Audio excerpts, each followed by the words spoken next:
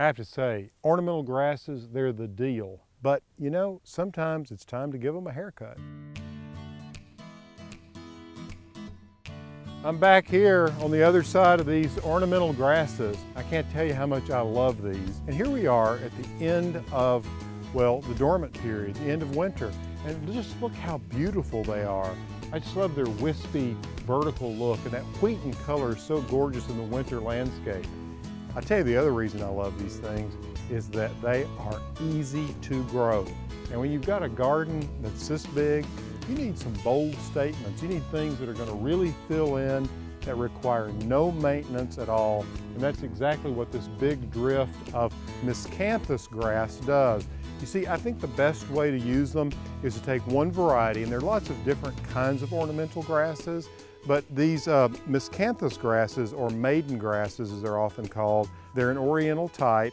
And what I like to do is take one variety and do a big drift like this of maybe 10 or 12. If you have a smaller garden, 3 or 5, they can really make a strong statement and offer textural contrast in the garden. Now, what I'm doing this time of year, it's time to cut them back, because what you don't want is the new growth coming up through all of this dead foliage that turned brown after our first frost.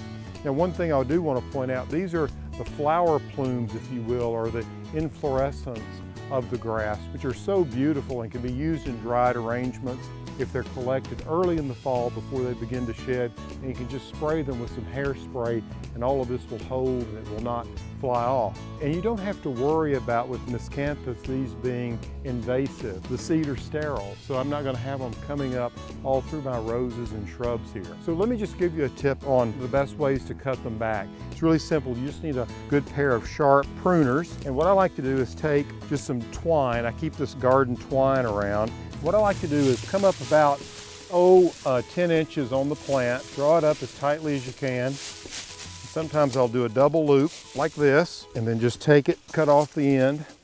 Then you can take your sharp pruners and just go in there and just cut it off. You're going to cut this grass off at about 6 to 8 inches high, like that.